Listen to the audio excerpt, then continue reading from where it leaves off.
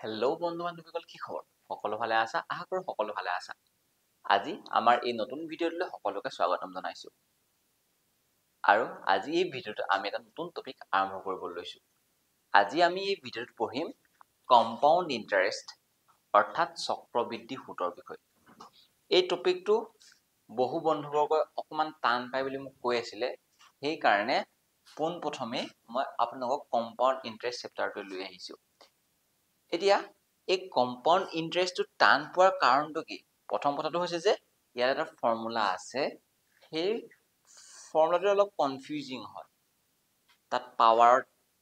কিবা এটা থাকে, হয় নহয়, ঘাত হিচাপে কিবা এটা থাকে, দেখিবলৈ অলপ ভয়ংকৰ নিচিনা হয়। কেতিয়াবা হয়। লগতে কি হয়, তাৰ কেলকুলেশ্যনটো অকণমান আমাৰ কি হয়, লেন্দি হৈ যায়। তাত চাৰ্টছৰ কথা আহি যায়, মানে সূচকৰ কথা আহি যায়, পাৱাৰ ডিল কৰিবগৈ লাগে, হয় নহয়? তাৰমানে সেই বস্তুবোৰ সমস্যা দেখা দিয়ে। সেইকাৰণে আজি মই আপোনালোকৰ বাবে কম্পাউণ্ড ইণ্টাৰেষ্ট চেপ্টাৰটো লৈ আহিছোঁ আৰু ইয়াৰ কনচেপ্টটোৰ লগতে মই কিছুমান ইম্পৰ্টেণ্ট এপ্ৰ'চ লৈ আহিছোঁ, যাৰ সহায়ত খুব কম সময়ৰ ভিতৰত আমাৰ কম্পাউণ্ড ইণ্টাৰেষ্টৰ কুৱেশ্যনবোৰ ছল্ভ হৈ যাব। আণ্ডাৰ 1 মিনিট বুলি ক'ব পাৰে। আপোনাৰ যদি কেলকুলেশ্যনটো যদি ভাল হয়, 1 মিনিটৰ ভিতৰতে আমাৰ এই সকলোবোৰ প্ৰশ্নৰ উত্থাপন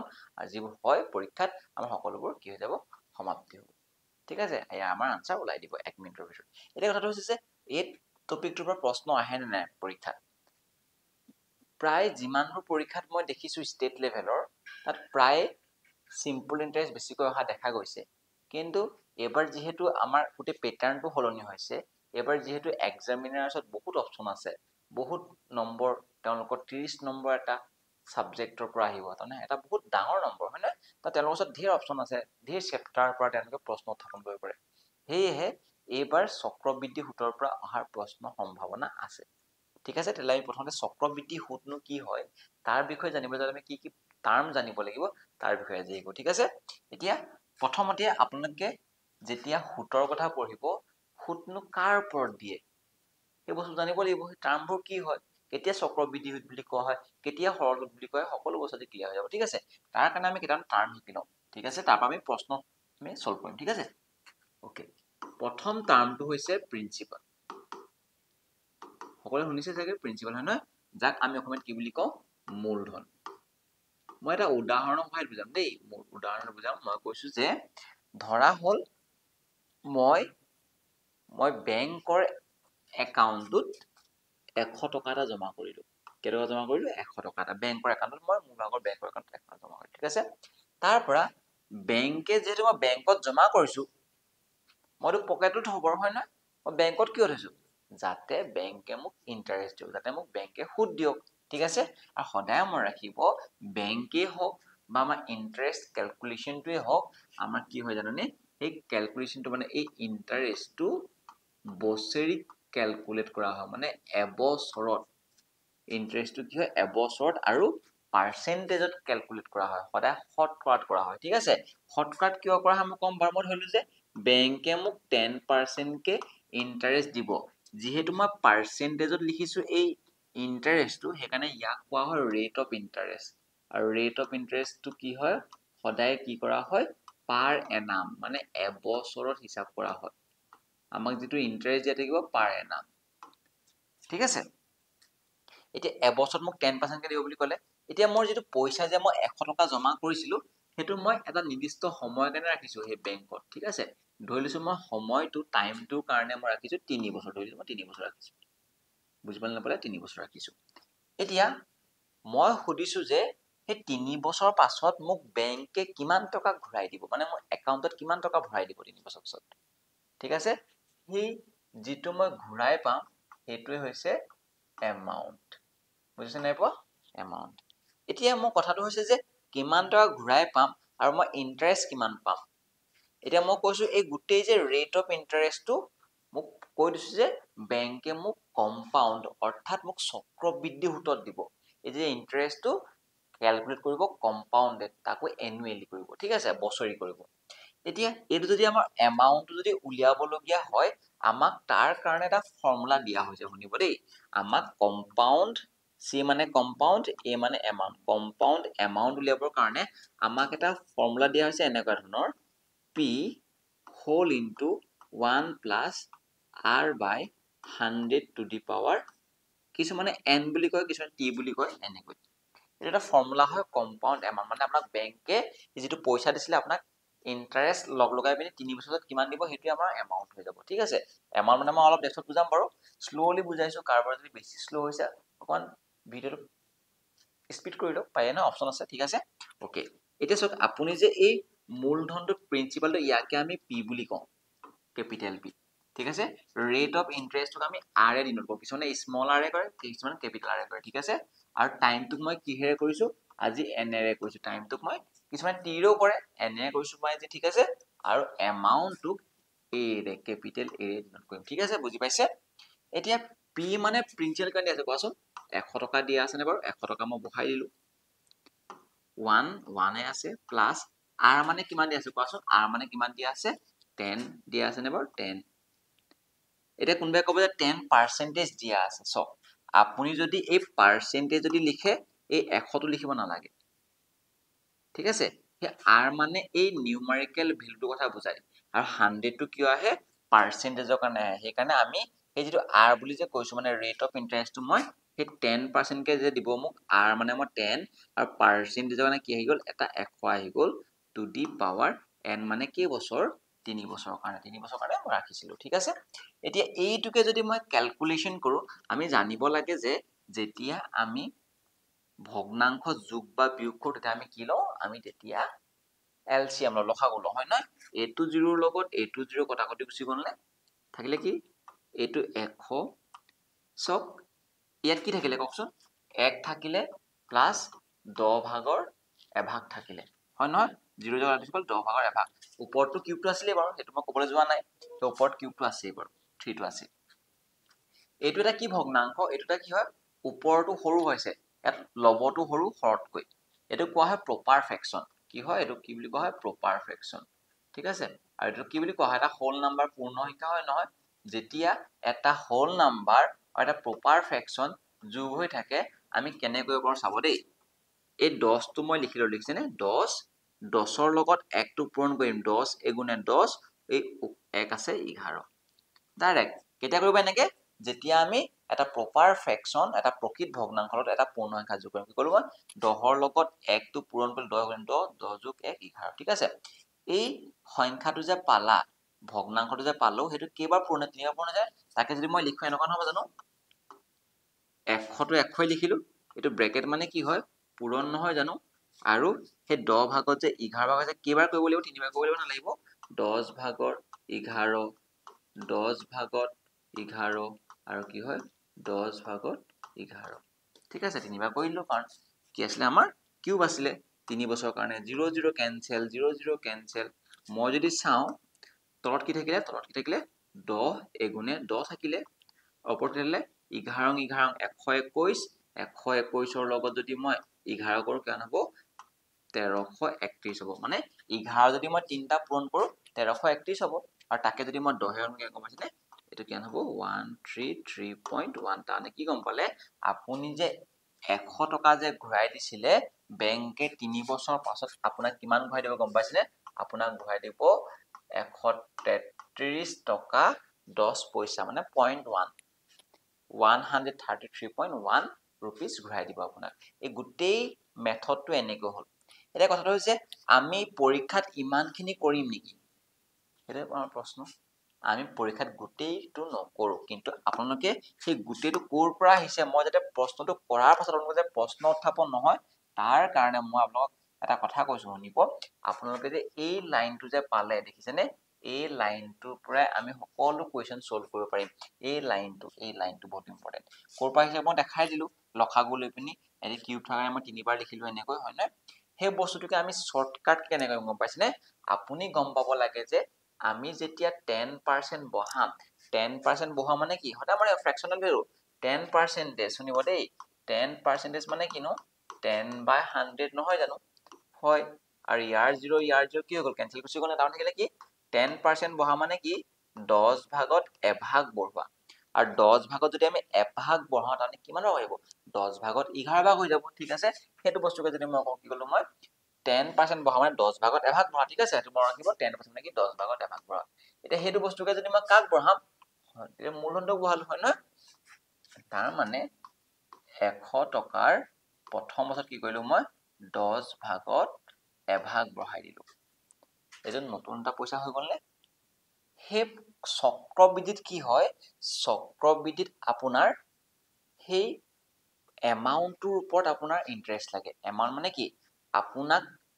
চাব দেই বস্তুটো মই অকমান কৈ দিছো এইটো হতে কৈ দিছো চাওক আপুনি 100 টকা দিলে বেংকে আপোনাক 10 টকা ইন্টাৰেষ্ট দিব সেই 110 টকা হৈ নাযাব জানো আপোনাৰ একাউণ্টত হৈ যাবনে সেই নেক্সট এইটো কেই বছৰ আছিলে প্ৰথম বছৰ ইমান দিব 100 টকাটো আপোনাৰ 110 টকা হৈ গ'ল নেক্সট যে এই 110 টকা হৈ গ'ল আপোনাৰ একাউণ্টত হয় নহয় সেই 110 টকাটোৰে 10% দিব তেওঁলোকে গম পাইছে নাই পোৱা কম্পাউণ্ড ইন্টাৰেষ্ট চক্ৰবৃদ্ধি সূতৰ সেইটোৱে বিশেষত্ব মানে সি সদায় আপোনাৰ একাউণ্টত যিমান পইচা থাকে তাৰ ওপৰত ইন্টাৰেষ্ট দিয়ে 110 টকা হৈ গ'ল নে সেই 110 টকাৰ যদি মই 10% উলিয়াও 10% যদি মই উলিয়াও সেইটো সকলোৱে জানিব লাগে কিমান হয় 11 টকা হয় কেনেকে 110ৰ ৰ মানে পূৰণ 10% মানে কি 1/10 নহয় জানো 0 কেনচেল গুচি গ'ল 11 হৈ গ'ল কেনে 11 টকা তাৰমানে কি বুজালে 110ৰ 10% 11 টকা তাৰমানে আপোনাৰ একাউণ্টত কিমান হৈ গ'ল 121 টকা হৈ গ'ল নে হৈ গ'ল নেক্সট যদি মই 3 নম্বৰ বছৰ যদি কওঁ মই কি গম পাইছেনে সেই 121 টকাটোৰ ওপৰতে কি হ'ব আকৌ 10% আৰু সকলোৱে মনত ৰাখিব লাগে যে সেই 10% যাৰ উলিয়াব তাৰ এঘৰ আগত দশমিক মানে কি হৈছে 121ৰ যদি মই 10% উলিয়াও 10% উলিয়াও মানে কি 1/10 নহব জানো ৰ মানে কি পূৰণ হয় এই যদি মই কৰো 121ৰ যদি মই 1 পূৰণ কৰো 121 আৰু 10 যদি হল কেন হ'ব 12.1 হৈ যাব না তাৰমানে কি আপুনি 12.10 পইচা পাব মানে কি হয় 12.1% কি হ'ব ইন্টাৰেষ্ট হ'ব আপোনাৰ একাউণ্টত আছিলে 121 টকা বেংকে যদি আপোনাক 3 নম্বৰ বছৰত যদি এইটো ইন্টাৰেষ্ট দিয়ে আপোনাৰ একাউণ্টত 133.1 পইচা হৈ নাযাব জানো হ'ব নহ'ব সেইটোৱে হৈ যাব 133.1 সেইটোৱে মই কৈছো যে এইটো প্ৰথম বছৰ এই যে আপুনি যদি ক্যালকুলেশন কৰে এইটো এবছৰটো ওলাব ইয়াৰে আকৌ কি কৰিলে ইয়াৰে ৰ মানে ইয়াৰে আকৌ 10% পাব পিছৰ বছৰ কাৰণ 3 বাৰ বঢ়াব লাগিব নে এইটো প্ৰথম বছৰ বাহিলে 10% বঢ়াব মানে কি 10 ভাগত আকৌ 11 হ'ব এইটো কি হৈ গ'ল কওকচোন এইটো কি হৈ গ'ল 2 নম্বৰ বছৰ হৈ গ'ল নে 2 নম্বৰ বছৰ হৈ গ'ল ইয়াৰে আকৌ কি হ'ব ইয়াৰে আকৌ 10% বাহিলে কেনে কওকচোন 10ত আকৌ 11 বাঢ়ি যাব নে এনেকৈ হৈ থাকিব সেই বস্তুটোকে আমি তিনিবাৰ কি কৰিলো সাকসেসিভলি বঢ়াইছো ক্ৰমাগতভাৱে বঢ়াইছো তাৰমানে ডাইৰেক্ট বঢ়াব পৰা কাৰণে এই যে ব্ৰেকেটবোৰ যে লিখিছো সেই ব্ৰেকেটবোৰ লিখিব নালাগে আচলতে ঠিক আছে এই ব্ৰেকেটবোৰ লিখিব নালাগে কেলে কাৰণ ব্ৰেকেট কেতিয়া নিলিখে যেতিয়া আমি পূৰণ চিহ্ন ব্ৰেকেট নিলিখে ঠিক আছে সেইকাৰণে মই ডাইৰেক্ট লিখিম যে 100ত প্ৰথমতে 10% বঢ়াইছো মানে কিমান বঢ়াইছো 100ত 10% বঢ়াব মানে 10ত 11 বঢ়োৱা 10ত 11 বঢ়োৱা দুবছৰত নেক্সট বছৰ কি হ'ব 10ত 11 বঢ়োৱা সেই লাইনটো ডাইৰেক্ট পাই যাম নে আৰু তাকে যদি মই ক্যালকুলেশন কৰো ওলাই যাব এইটো কেনসেল এইটো কেনসেল গুচি গ'ল 11 121 121 যদি 11 কৰো 1331 হৈ যাব আৰু 10 হৰণ কৰিলে কেনে হ'ব এইটো হৈ যাব কমন নাপালে ক'ৰ পাইছে মই দেখাই দিছো বস্তু এইটো ইয়াৰ এটা কি আছিলে পদ্ধতি আছিলে সেই বস্তুটোকে যদি মই আৰু এটা ফৰ্মুলা সহায়ত নকৰি যদি মই ৰেচিও সহায়ত কৰো সদায় মই ৰাখিব পদ্ধতিটা শিকাটো কোনবাই ভাবিছে যে পদ্ধতিবোৰ কিয় ইমান শিকাই আছে নহলে নহব নেকি নহলে আপোনালোকে পৰীক্ষাত এনেকুৱাকে ফচিবগে লাগিব ক্যালকুলেশন আপোনালোকে যদি মেথডবোৰ নাজানে আপোনালোকে নিজে গম পাব আজি খুব ধুনীয়া আমি মেথড ৰেচিও সহায় থাকিম ৰেচিওত সকলো বস্তুৰে আনসাৰ ওলাই যাব ঠিক আছে ওকে পেনটো লৈ লওঁ গ্ৰীণ কাৰ্ডটো লৈ লওঁ হয় এতিয়া চাওক কুৱেশ্যন একেটাই আছে মই ৰেচিও সহায়ত কৰিম আপুনি ৰেচিও কেনেকৈ কৰিব গম পাইছেনে আপুনি কি কৰিব 10% মানে আপুনি কি গম পায় 10% মানে গম পায় যে 10 ভাগত এভাগ সকলোৱে গম পায় পাহৰিছে কেনেকৈ ওলাইছো 10% মানে কি 10/100 হৈ গ'ল 0 কেনসেল 10 ভাগত এভাগ হৈ গ'ল এনেকৈ ওলাইছে ঠিক আছে এতিয়া চাওক আমাৰ যিটো 3 বছৰ হয় নহয় তাৰ মানে 10 ভাগত এভাগ মানে কি প্ৰথম বছৰ প্ৰথম যদি আমি 10 ভাগ ৰেচিও হাত কৈছো দেই 10 ভাগ যদি দিয়ে কি ভাগ হৈ যাব 11 ভাগ হৈ যাব নে কেলে এভাগ কি পাব ইন্টাৰেষ্ট পাব এইটো কেই নম্বৰ বছৰ এইটো কি হয় ফাৰ্ষ্ট ইয়াৰ প্ৰথম বছৰ পিছৰ বছৰ কিমান পাব পিছৰ বছৰ কি পাব 10% পাব ঠিক আছে কেন হ'ব তেতিয়াহ'লে 10 ভাগত 11 ভাগে নাপাব জানো হ'ব নহব নেক্সট বছৰ কি হ'ব এইটো সেকেন্ড ইয়াৰ হয় নহয় সেকেন্ড ইয়াৰ দ্বিতীয় বৰ্ষত এইটো হ'ব তৃতীয় বৰ্ষত যদি মই চাওঁ সেইটো কি হ'ব 10% হ'ব মানে কি 10 ভাগত 11 হ'ব মানে কি হ'ব এইটো থাৰ্ড ইয়াৰ নহব জানো থাৰ্ড ইয়াৰ এইটো ৰেচিঅ হাইট কৰিবলৈ গৈছো মই দেই এতিয়া আমি কি কৰিম এই যেটো আপুনি যে প্ৰিন্সিপালটো দিছে এমাউন্টটো পাইছে প্ৰিন্সিপালটো দিছে এমাউন্টটো পাইছে প্ৰিন্সিপালটো দিছে এমাউন্টটো পাইছে এই গিটা যে আপুনি প্ৰিন্সিপাল বুলি কৈছে এই গিটা যে আপুনি এমাউন্ট বুলি কৈছে এটি সাকসেসিভ হোৱাৰ কাৰণে কি হ'ব পূৰণ হৈ যাব কোনবা যদি হৈছে কেনেকে পূৰণ হৈছে এই যে অথনি আমি 10 ভাগত এভাগ বহাই 11 10 ভাগত এভাগ বহাই 11 10 ভাগত 11 বহাই 11 এইগিটা আপোনাৰ কি হৈ যায় উপৰগিটাৰ ওপৰ পূৰণ হয় তলৰে পূৰণ নহয় জানো পূৰণেটো কৰো হৰ লব এটা যদি মই কওঁ এই 10 10 10 এটা কিনো পূৰণ কৰিব লাগিব না লাগিব তাৰমানে কি যদি পূৰণ কৰিব নহব পূৰণ কৰিলে মোৰ হ'ব 1000 আৰু যদি মই এইগিটা পূৰণ কৰো কিমান হ'ব 11 11 121 113 এইটো 11 কিউবটো হটাই মোক কনসিডাৰ কৰিব ঠিক আছে 3 বছৰ হোৱাৰ কাৰণে 10 টো কেবাৰ পূৰণ কৰিলো 3 বাৰ 10 ৰ কিউব কেলে কৈছো মনত ৰাখিব দেই 10 টো 3 বাৰ 3 বছৰ কাৰণে 10 ৰ কিউব 1000 11 টো 3 বাৰ পূৰণ কৰি 3 বছৰ কাৰণে 11 ৰ কিউব কিমান হৈছে 1331 এতিয়া চাওক আপুনি এইটো কি বুজি পালে 3 বছৰ মধ্যে আপুনি 1000 টকা এটা দিয়ে 3 বছৰ মধ্যে আপুনি 1000 টকা এটা দিয়ে আপোনাৰ কিমান হৈ যাব 1331 টকা হৈ যাব 3 বছৰ পাছত এটো আপুনি ৰেচিঅ'ৰ সহায়ত কৰিছে আপুনি এটো কি বুলি কৈছে আপুনি যদি 1300 টকা দিয়ে দ্যাট মিন্স কি এটো বুজাইছে আপোনাৰ প্ৰিন্সিপাল এটো হৈছে আপোনাৰ মূলধন হয় নহয় আৰু এটো কি বুজাব তেতিয়াহলে এটো বুজাইছে আপোনাৰ ঘূৰাই পোৱাটোক আমাক কি বুলি কয় এমাউন্ট বুলি নকও জানো এমাউন্ট বুলি কও নকও কও এতিয়া চকচোন আপুনি যেটো মূলধন বুলি কৈছে আপুনি ৰেচিঅ হাইতে কৈছে ই কি হয় ই 1000 আমি x এ ধৰো ৰেচিঅ এটা x ধৰো ই এক্সাক্ট মানে আমি নিজে ভাবিহে লৈছো এটো 1000 বুলি আপুনি যাক 1000 বুলি যে কৈছে আসলতে 1000 টো কি এটা x আহিব লাগে এটা মানে 1000 টো কি x লব লাগে মই যেনিবা x টো নলও আৰু ৰেচিঅৰ কাৰণে মই কি লও মই x ৰ জাগাত সকলোৱে গম পাই যাম মই অংশ বুলি কওঁ মানে আপুনি যাক আজি 1000 টা অংশ বুলি কৈছে ন সৰি প্ৰিন্টাৰত প্ৰবলেম দিছে ন 1000 টা আপুনি অংশ বুলি কৈছে কুৱেশ্যনটো মানে কেনে আছে কোৱাচোন মূলধনটো কেনে বুলি কৈছে এটো আপোনাৰ মতে ৰেচিঅ মেথডৰ মূলধন আৰু প্ৰশ্ন মতে 100 টকা আছিল মূলধন মানে মই প্ৰথমে কি উলিয়াম এটা অংশ উলিয়াম ঐকিক পদ্ধতি কাৰোবাৰ লাগিব পাৰে যদি ইমান দীঘল কৰিছে আগৰটো মেথডে ভাল আছিল হয় এটো প্ৰশ্ন মতে কাৰণে আগৰটো মেথড ইম্পৰ্টেন্ট আছিল কিন্তু যেতিয়া আমাৰ ৰেট অফ ইন্টাৰেষ্ট উলিয়াবলৈ দিব যেতিয়া আমাৰ টাইম উলিয়াবলৈ দিব তেতিয়া এটো মেথড সবতকে বেষ্ট হ'ব আৰু খুব কম সময়ত উলিয়াই দিব ঠিক আছে এটা অংশ কেনেকৈ হৰণ কৰিব লাগিব দুটা যদি কেনসেল চলি থাকিলে কি 10 ভাগত এভাগ এটা ভাগে যদি 10 ভাগত এভাগ বুজায় আমাক উলিয়াবলৈ কৈছে কি কোৱাচোন আমাক উলিয়াবলৈ কৈছে কি এমাউন্টটো উলিয়াবলৈ কৈছে এমাউন্ট আপোনাৰ মতে কিমান কওকচোন আপোনাৰ মতে এমাউন্ট ইমানটা অংশ হয় নহয় এটা অংশ যদি ইমান হ'বলৈ হয় 1331 টা অংকৰ ভ্যালু কিমান হ'ব তেতিয়া হলে আমি কি কৰিম তেতিয়া হলে 1/10 ৰ লগত 1331 টো কি কৰিম পূৰণ কৰিম আৰু যদি কৰো এটো পূৰণ কৰিলে কি 10 হৰণ কৰিব লাগিব নেকি 1 ভাগত 10 মিলাই যাব নে 1331 যদি মই 1 পূৰণ কৰো 1331 হ'ব আৰু তাৰ লগত যদি মই 10 হৰণ কৰি কিমান হ'ব সেই আনসাৰটো কলমত ল'ব আনসাৰ কি আছে নাই লকচোন আনসাৰ কি আছে মই জানো কাৰোবাৰ খেলিমেলি লাগিব পাৰে ৰেচিঅ'টো আমি এই ভিডিওটোত প্ৰায় 15টা কোৱেশ্চন সলভ কৰিম ডাউট নাথাকে তেতিয়া ঠিক আছে সেই কাৰণে আমি জানিব লাগে যে এই এপ্ৰচবোৰ বহুত বেছি ইম্পৰ্টেন্ট হিকাটো বহুত বেছি ইম্পৰ্টেন্ট ঠিক আছে এতিয়া মই যদি সুধিলো আপুনি দিছিলে 100 টকা 3 বছৰ পিছত পাই গল কিমান 1331 পাই গল এতিয়া মই যদি আপোনাক সুধো আপুনি ইন্টাৰেষ্ট কিমান পালে সুদ কিমান পালে আপুনি কিমান বুলি কব কওকচোন আপুনি যে ক'লে ইয়াত ৰেট অফ ইন্টাৰেষ্ট এটো কি পাৰ্সেন্টেজত আপুনি বছৰি কিমান পাইছে হেতুহে কৈছে ইয়াত তাকো পাৰ্সেন্টেজত মই সুধিলো যে সেই 3 বছৰত আপুনি ইন্টাৰেষ্ট মানে সুদ কিমান পালে সুদ মানে কি জানেনে আপুনি যিমান টকা দিছিলে তাতকৈ কিমান এক্সট্ৰা পাইছে হেতুই আপোনাৰ সুদ হয় ঠিক আছে তাৰ মানে চাওকচোন 100 টকা দি পিনি আপুনি কিমান পাইছে 133.1 টকা পাইছে ঠিক আছে তাৰ মানে কি এই যে এক্সট্ৰা 33.1 টো যে পাইছে হেতু আপোনাৰ কি হ'ব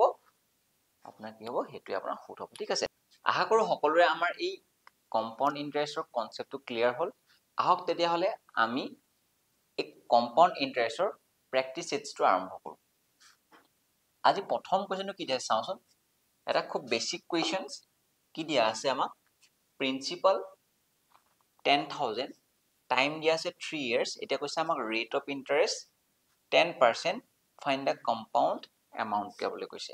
এতিয়া চক যেতিয়া আমাক কোৱেশ্চনটোত ৰেট অফ ইন্টাৰেষ্ট এনেকৈ দিয়া থাকে আপুনি গম পাব লাগিব যে এটো বছৰৰ কথা কৈছে ঠিক আছে আপোনাক মেনশন নকৰিলে আপুনি গম পাবলৈ তাক প্ৰতিটো বছৰৰ কথা কৈছে মানে এবছৰ 10% কে দিয়ে এতিয়া মই ডাইৰেক্ট আপোনাক সিম্বলিক্যালি ৰিপ্ৰেজেন্ট কৰিম প্ৰিন্সিপাল মানে পি দিয়া আছে কিমান 10,000 দিয়া আছে হয় নহয় আৰু টাইমটো মই টি বুলি ক'ব পাৰো এন বুলি ক'ব পাৰো ক'লেই হ'ল আৰু ঠিক আছে 3 বছৰ দিয়া আছে 3 বছৰ লগতে ৰেট অফ ইন্টাৰেষ্ট কিমান দিয়া আছে 10% দিয়া আছে এতিয়া সুধিছে যে এমাউন্টটো কিমান হ'ব মই কৈছিলো কম্পাউন্ড যদি এমাউন্ট উলিয়াবলৈ হয় আমি ফৰ্মুলাটো যদি ইউজ কৰো একেবাৰে শৰ্টকাটটো কি আছিল গম পাইছিলে আমি কি কৰিম যেটো আমাক প্ৰিন্সিপাল দিয়া আছে সেই প্ৰিন্সিপালটো যে 10000 দিয়া আছে সেই 10000 টো আমি সাকসেসিভলি বঢ়াম ক্ৰমাগতভাৱে বঢ়াম আৰু কেনেকৈ বঢ়াবলে ক্ৰমাগতভাৱে মই কৈছিলো যে প্ৰথমতে ইয়াৰে কি কৰিব লাগে 10% বঢ়াব লাগে আৰু সকলোৱে জানিব লাগে যে 10% মানে কি 10 ভাগত এভাগ হয় না 10 ভাগত যদি মই এভাগ বঢ়াই এটো কি হৈ যাব 11 ভাগ হৈ যাব নে এটো এবাৰ হৈ গ'ল এটো প্ৰথম বছৰত আপুনি ইমান পাব এমাউন্ট ইমান হৈ যাব কিন্তু আমাৰ 3 বছৰ বুলি কৈছে নহয় হয় নহয় 3 বছৰ বুলি কৈছে নাই কোৱা মানে কিমান নেক্সট আকৌ এই যিমান হলগে যিমান পইচা হল এই ইয়াৰে আকৌ 10% বাঢ়িব নে বাৰু 10 ভাগত আকৌ কিমান হৈ যাব আকৌ এভাগ হৈ যাব এইটো চোৱাচোন কি হৈ গ'ল 2 বছৰত ইমান টকা হৈ গ'ল নে হৈ গ'ল আৰু সেই 2 বছৰত হোৱা টকাখিনি আকৌ ইয়াৰে কি হৈ যাব ইয়াৰে আকৌ 10% আহিব কাৰণ 10 ভাগত আকৌ হয় কিমান যাব 11 হৈ যাব গমল নাপালা হেতুই ইয়াকে যদি মই সিম্পলিফিকেশন ফৰ ব্ৰেকেট বুলি লিখা মই লিখিছো এবোৰ ৰ লিখিব নালাগে আপুনি ডাইৰেক্ট কি লিখিব মানে আপুনি 10000 ৰ কি কৰিব 10% বঢ়াই দিব 10 ভাগত এভাগ বঢ়াই দিব আকৌ 10 ভাগত এভাগ দ্বিতীয় বছৰ আকৌ বঢ়াই দিব কি 10 ভাগত এভাগ তৃতীয় বছৰ ঠিক আছে ইয়াৰ এটা দুটা তিনটা জিৰো ইয়াৰ এটা দুটা তিনটা জিৰো কেনসেল হৈ গ'ল নে থাকিলে কি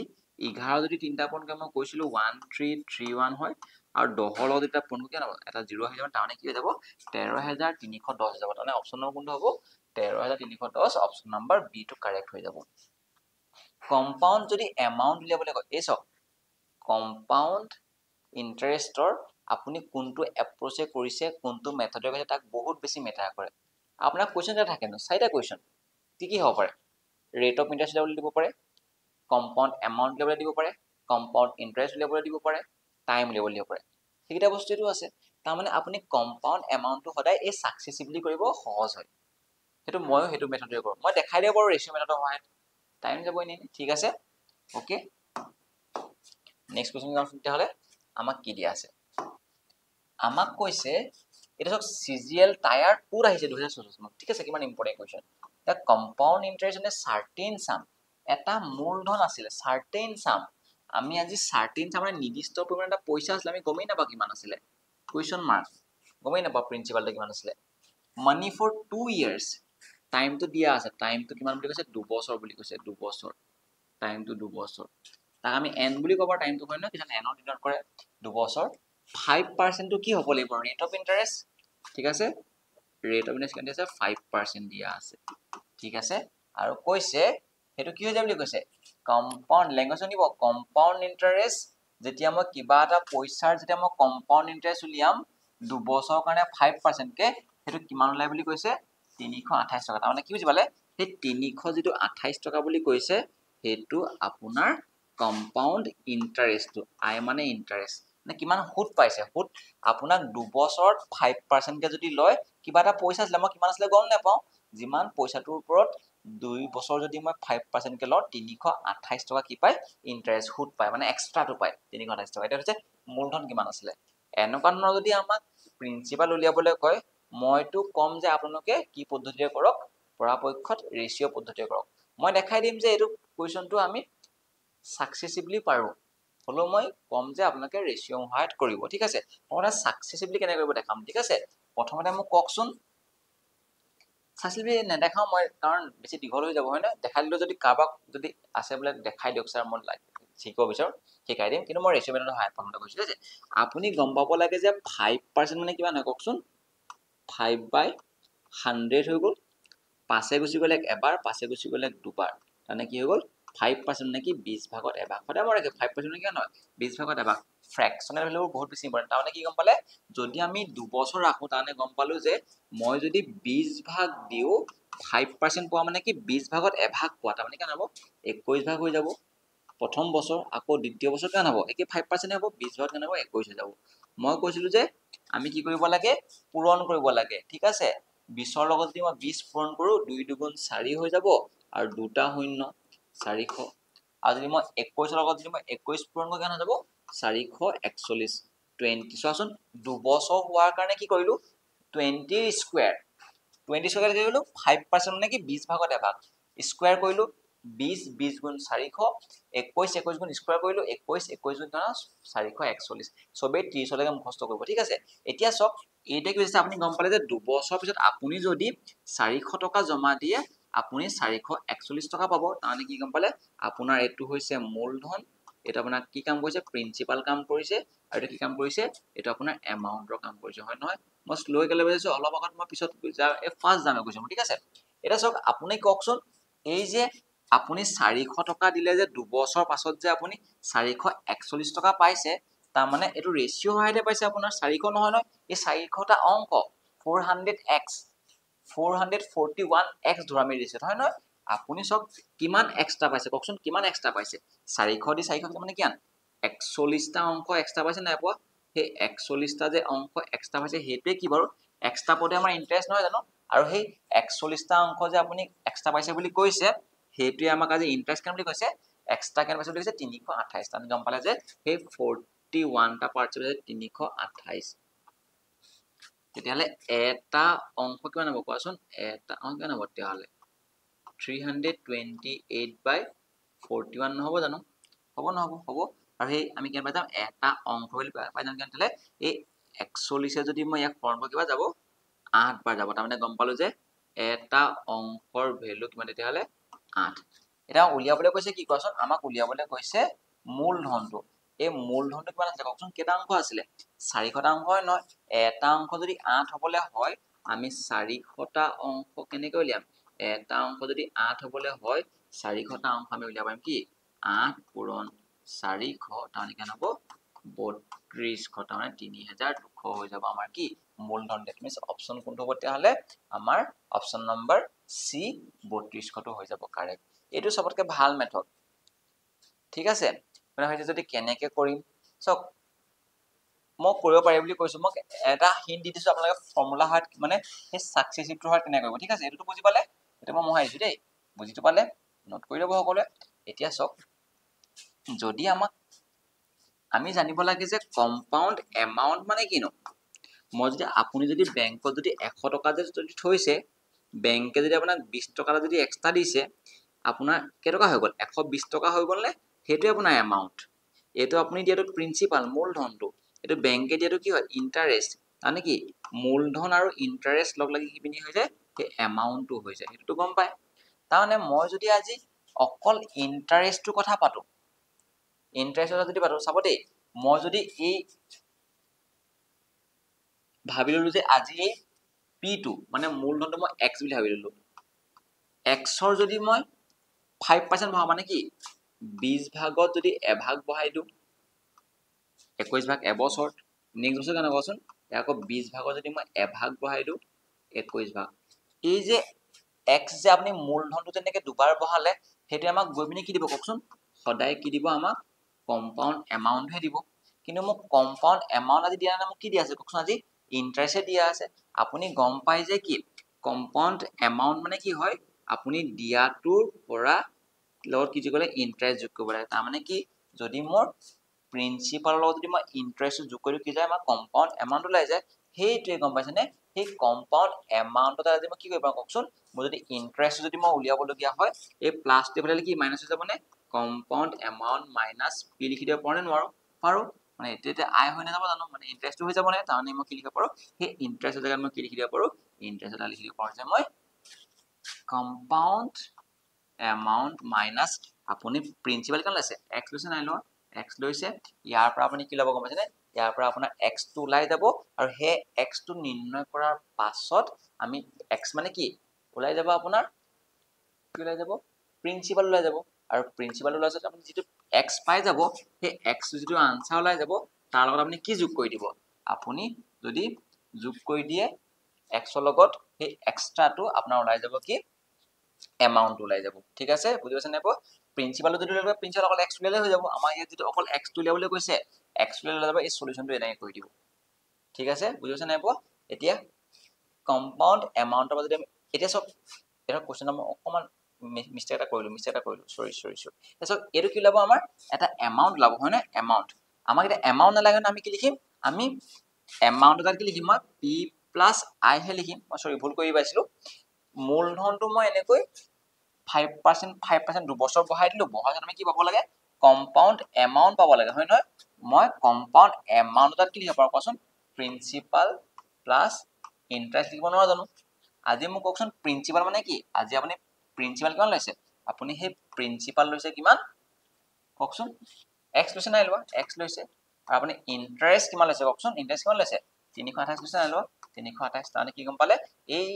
p জায়গাত মই বহাই দিম x আৰু i জায়গাত বহাই দিম কিমান 328 আৰু যদি আপুনি এটো যদি সলভ কৰি দিয়ে ন কি পাই যাব আপুনি x ভ্যালু পাই যাব ঠিক আছে একে কোৱেশ্চনে অকমান মিস্টেক কৰি পাইছিলো যদি আমি এটো কি পাম এটো এমাউন্ট হে পাম কম্পাউন্ড এমাউন্ট আৰু সেই কম্পাউন্ড এমাউন্ট যেটা মই কি লিখিব পাৰো সেই কম্পাউন্ড এমাউন্ট যেটা মই লিখিম প্ৰিন্সিপাল প্লাস ইন্টাৰেস্ট ঠিক আছে সলভ কৰিব x ভ্যালু পাই যাব কি পাই যাব আপুনি 3200 পাই যাব ঠিক আছে অল ক্লিয়াৰ মই যেহেতু বেসিক পদ্ধতিতে মানে কি হৈছে খুব কমকৈ কৰা হয় ন মানে মই ৰেশিও মেথডৰ সহায়ত বেছিকৈ কৰো সব কোৱেশ্চন তাৰ সহায়ত ওলাই যায় সেইকাৰণে অকমান প্ৰথমতে খেলিমেল লাগিছিলে মোৰ নিজে দেখিছেনে সেইকাৰণে প্ৰেক্টিস মেক্স পাৰফেক্ট আপুনি যিমানে কনসেপ্ট নাজানো প্ৰেক্টিস কৰিবই লাগিব পৰীক্ষাত আমাৰ খেলিমেল লাগিব জানোকে থাকিলে নহব ঠিক আছে মই একে সবৰ কাৰণে এপ্লিকেবল হৈ লাগিব এটা কি কৈছে শুনিব what is the compound interest এটা কম্পাউণ্ড ইন্টাৰেস্ট কিমান হ'ব দিছে 12500 টকাৰ at the rate of 12% per annum compound yearly for 2 years কোৱেশ্চনটো একে ধৰণৰ কৈছে আমাক what is the compound interest কিমান পাম সুতটো কিমান পাম বুলি কৈছে অন দিলে গম পাব কি কাৰ ওপৰত সুত লাগিছে মূলধনটোৰ ওপৰতে বুলি কৈছে ঠিক আছে তাৰ মানে কি আপুনি যদি মূলধনটো যদি প্ৰিন্সিপাল যদি 12500 টকা হয় ঠিক আছে ৰেট বুলি কৈছে মানে পাৰ এনাম ঠিক আছে বছৰি কিমান দিয়া আছে ৰেট অফ ইন্টাৰেস্ট দিয়া আছে আপোনাৰ 12% দি থোৱা আছে ঠিক আছে তাৰ পৰা কম্পাউন্ডেড ইয়াৰলি মানে ইয়াৰলি কাউন্ট কৰে এবছৰত 12 কে পাব ইয়াৰলি কাউন্ট কৰে বুলি কৈছে ফৰ 2 ইয়াৰ্স টাইমটো কিমান দিয়া টাইমটো দিয়া আছে বা n টো দিয়া আছে টাইমটো t বুলি কওঁ n বুলি কম কৈছো 2 বছৰ দিয়া আছে এতিয়া আপোনাৰ সুধিছে যে কম্পাউন্ড ইন্টারেস্টটো কিমান হ'ব মই অলপ আগত কৈছিলো যে আমি এটো কি সহায়ত কৰিলে বেছি ভাল হয় ৰেশিও সহায়ত কৰক বেছি সহজে ওলাই যাব আপুনি 12% মানে গম পাব লাগে যে 12/100 নহয় জানো ইয়াকে যদি মই অলপ সিম্পলিফাই কৰো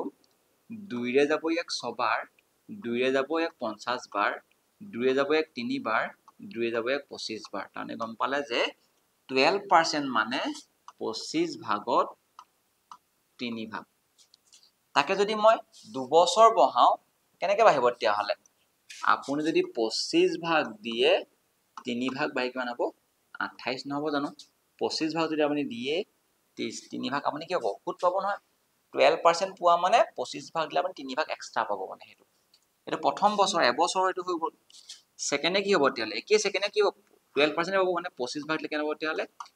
28 ভাগ হ'ব 3 ভাগ বেছি পাব 2 বছৰ হোৱাৰ কাৰণে মই কি কৰিম স্কয়াৰ মই বাৰে বাৰে কৈছো 2 বছৰ হোৱাৰ কাৰণে মই কৈছো স্কয়াৰ পিছত দৰকাৰ হ'ব 2 বছৰ ঠিক আছে 25 লগত যদি 25 পূৰণ কেনে হ'ব 625 নহব জানো 625 হৈ যাব ওকে 28 লগত যদি মই 28 পূৰণ কেনে হ'ব 784 নহব জানো হৈ যাব এতিয়া আমাক কোৱেশ্চনটো আপোনাক কি দিয়া আছে কওকচোন আপোনাক কি মূলধন দিয়া আছে কিমান দিয়া আছে 12500 দিয়া আছে আপোনাৰ মতে কি আপোনাৰ মতে মূলধন কিমান 625 টা মানে আপুনি কৈছে 625 টা অংকই আপুনি কোৱা 625 টা অংকই আজি 12500 বুজাইছে তাহলে মই এটা অংক যদি মই উলিয়াও এটা অংক কেনেকৈ উলিয়াম 12500 কি কৰি দিম সেই 625 এ কি কৰি দিম হৰণ কৰি দিম ঠিক আছে আৰু এটা যদি গম পাইছে যে এই সংখ্যাটোৰে 125 এৰে 625 কেইবাৰ যায় 5 বাৰ যায় তানে কি 125 এৰে কেইবাৰ যাব গোটে সংখ্যাটোক 100 বাৰ যাব ইয়াক 5 বাৰ যাব আৰু যদি মই সেই 100ক যদি মই 5 এ হৰণ জনাব 20 বাৰ ওলাব মানে কি গম পালে এটা অংক 20 ওলাইছে এটা অংক যদি 20 হবলে হয় আপোনাক উলিয়াবলে কি কম্পাউন্ড ইন্টারেস্ট লাগে ইন্টারেস্ট সুতটোহে লাগে আপুনি চাওকচোন ইয়াৰ পৰা ইয়ালৈ কিমান বাঢ়িছে ইয়াৰ পৰা ইয়ালৈ কেনে জানে কি কৰিলে বিপ কৰিলে হৈ গল ইয়াৰ পৰা যদি 784 ৰ পৰা যদি আপুনি 625 যদি বিকৈ আনসাৰ ওলাই যাব নে সেইটো আপোনাৰ এক্সট্ৰাটো কিমান আছে চাওঁচোন এক্সট্ৰা কিমান ঠিক আছে এফালে কিমান হয় 9 7 ৰ পৰা 5 7 ৰ পৰা 5 159 টা অংক মানে কি এটা অংক যদি 20 বুজাবলৈ হয় আপোনাৰ লাগে এটা অংক 159 টা পাৰ্টস হ'ব লাগে মানে হেতু এক্সট্ৰা নহয় জানো মানে কি হ'ব 20 ৰ লগত যদি মই 159 মাল্টিপ্লাই কৰি দিও কেনে হ'ব এটাটো 0 এন্ডিং হ'বই 318 হৈ যাব নহয় নে তাৰমানে কেনে হ'ব 3180 কোনটো হ'ব যে অপচন 3180 অপচন নাম্বাৰ ডি টো হৈ যাব ইয়াৰ কাৰেক্ট অপচন ঠিক আছে বুজি পালে নে ভাল আছে নে ক্যালকুলেশনটো হয় মই কৈছো আপোনালোকে কম্পাউন্ড ইন্টাৰেষ্টটো অকমান ক্যালকুলেশন বিচাৰিব সেইকাৰণে অকমান বেয়া পোৱাৰ স্বাভাৱিক কথাটো প্ৰেক্টিস কৰিলে এইবোৰ কি হ'ব সহজতে হৈ যাব ঠিক আছে আহলে নেক্সট কোৱেশ্চনটো যাও আমি কোৱেশ্চনটো কি দিয়া আছে নেক্সট কোৱেশ্চনটো কৈছে যে আমাক the compound interest on 2000 in 2 years if the rate of interest 4% per annum for the first year প্ৰথম বছৰ কাৰণে 4% দিছে আৰু কৈছে 3% per annum for the second year আৰু দ্বিতীয় বছৰ কাৰণে 3% কে দিছে একে কথাই দুবাৰ ৰেট অফ ইন্টাৰেষ্ট বেলেগ বেলেগ হ'ব পাৰে প্ৰথম বছৰ 4% সেকেন্ড বছৰ 3% 4% মানে কি 4% মানে কি জানিব লাগে 4% মানে কি 4/100 প্ৰথম বছৰ ঠিক আছে 4 1 এবাৰ গুছি গল 4 1 এবাৰ গুছি গল 4 1 গুছি গল 25 বাৰ মানে কি ক'বলে 4% মানে হৈছে 25 ভাগত এভাগ বহা মানে কি বুজি পালে প্ৰথম বছৰ যদি আপুনি 25 ভাগ দিয়ে আপুনি কে ভাগ পাব তেতিয়াহলে 26 ভাগ পাব এভাগ ইন্টাৰেষ্ট হ'ব ঠিক আছে 3% মানে কি 3% মানে হৈছে 3/100 ইয়াক আৰু সৰু কৰিব নোৱাৰে মানে কি বুজি পালে আপুনি যদি 100 দিয়ে আপুনি পাব কিমান 103 পাব বুজি পাইছে নেব হেতুই 3 বেছি হ'ব এক্সট্ৰা হ'ব 3% আমাক কৈছে যে দুবছৰ হৈ গলে এবছৰ দুবছৰ হৈ গলে এতিয়া সক দুইটা ইন্টাৰেষ্ট বেলেগ বেলেগ হোৱাৰ কাৰণে আমি ডাইৰেক্ট স্কয়াৰ কৰিব নোৱাৰো কাৰণ এটো 25 এটো 100 হে তানে যদি মই পূৰণ কৰো কেন হ'ব গম পাইছে নে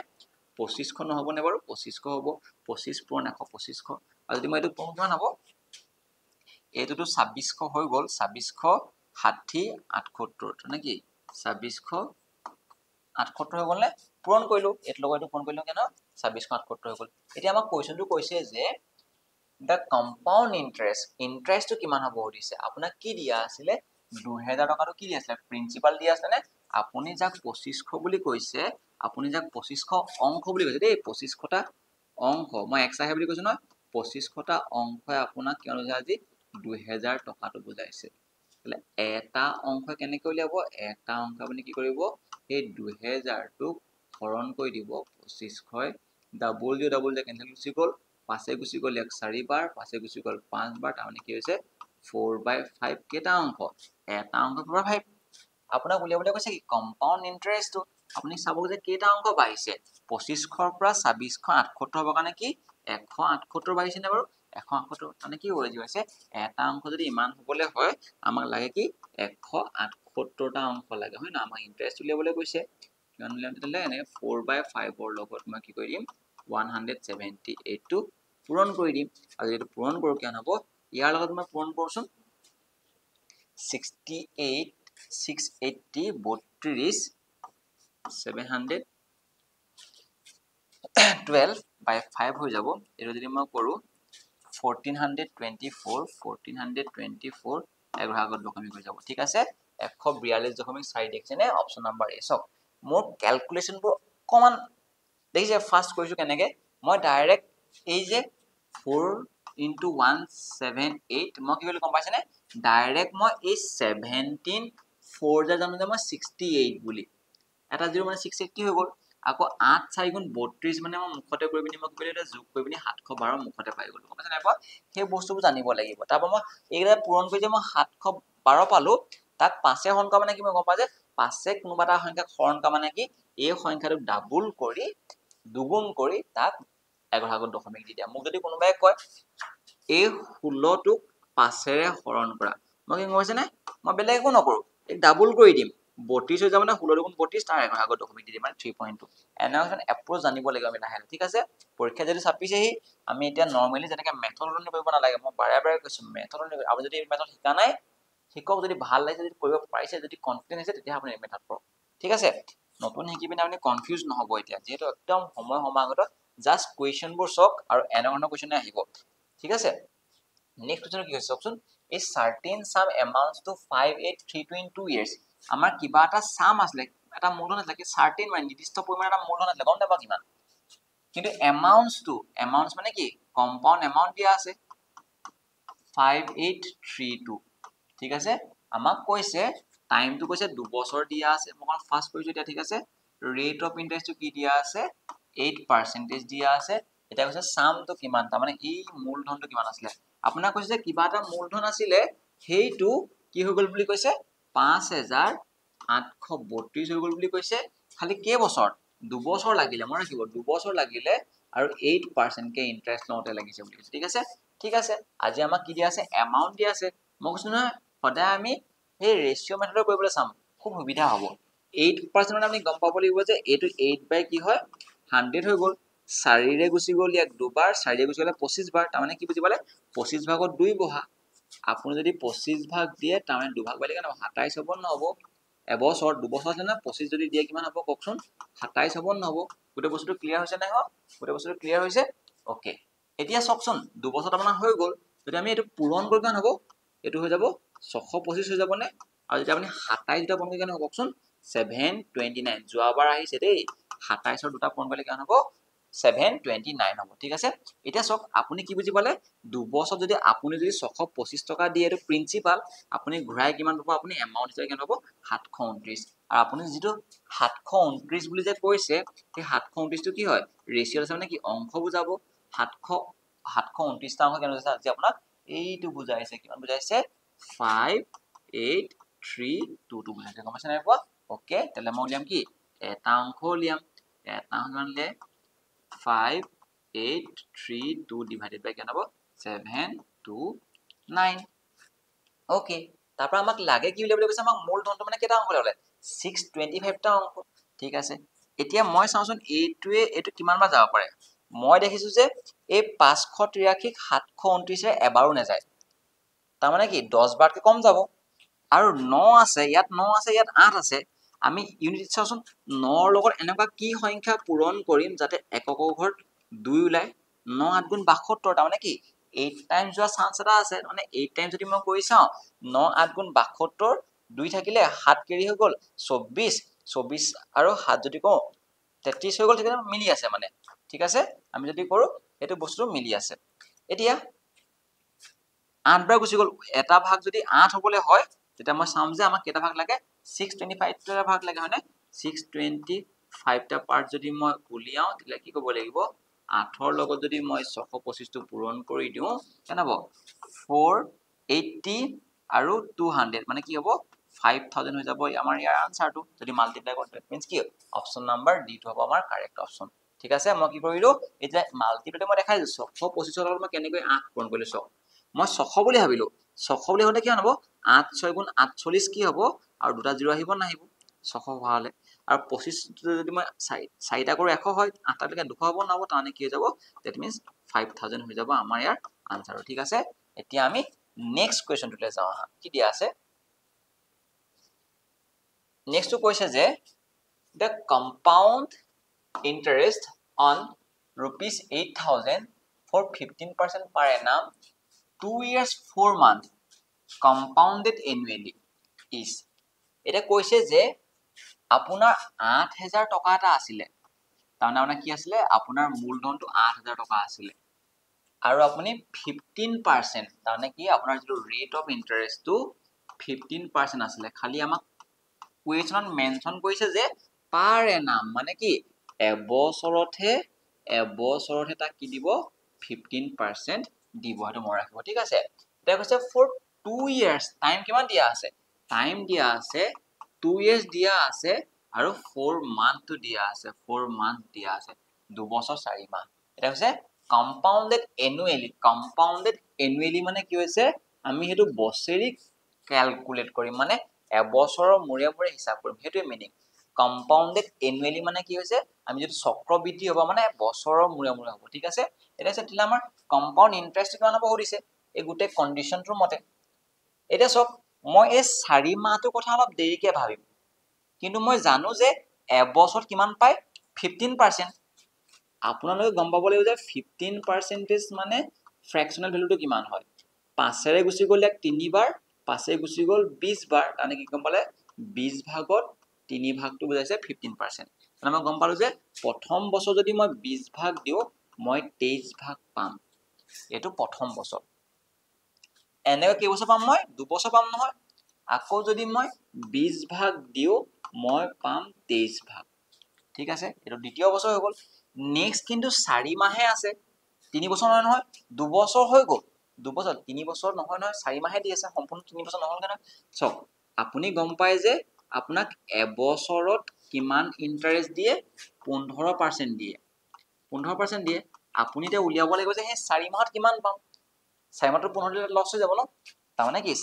4 মাহত 15 নিদিয়ে এবছৰতে দিয়ে। আপুনি এবছৰ মানে মাহলৈ যদি মই লৈ যাওঁ কি 12 মাহ হয় তাৰ মানে গম পালে কি 12 মাহত 15% দিয়ে 12 মাহত যদি 15% দিয়ে মই কি উলিয়াম কওকচোন এমাহত উলিয়াম নে বাৰু এমাহত কিমান দিব তেতিয়া হলে 15/12 নহব জানো হ'ব। শৈক্ষিক পদ্ধতি এবছৰ মানে 15% এবছৰ মানে 12 মাহ 12 মাহ মানে আকৌ এমাহত কিমান দিব হৰণ কৰিব লাগিব এমাহ যদি ইমান এমাহ কিমান দিছে কওকচোন 4 মাহ দিছে নে বাৰু 4 মাহ দিছে আমি কি কৰিব লাগিব কওকচোন 4 মাহ যদি দিছে এটো ইয়াত কৰিব পাৰিছিলো বাৰু মই নকৰিলো কটাকটি একো নাই 4 পূৰণ কৰিব লাগিব 4 কেবাৰ যাব 3 বাৰ যাব নাযাব আৰু 3 ৰে এই 15 কেবাৰ যাবগে 5 বাৰ যাব না তাৰ মানে কি হ'ব 5% পাব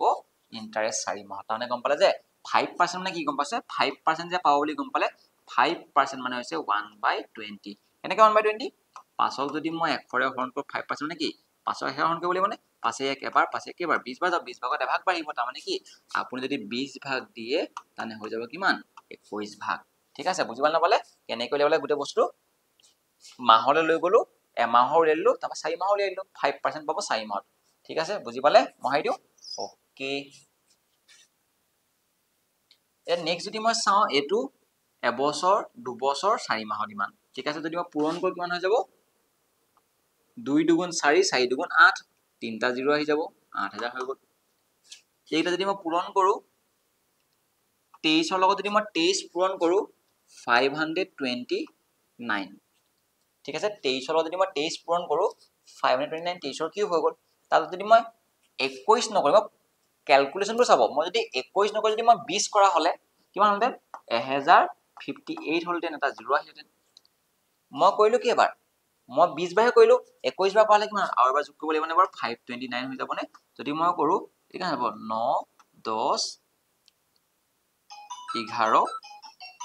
1 1 সৰি আমাৰ কিমান হৈ যাব আমাৰ হৈ যাব যে 9 10 1 কেৰি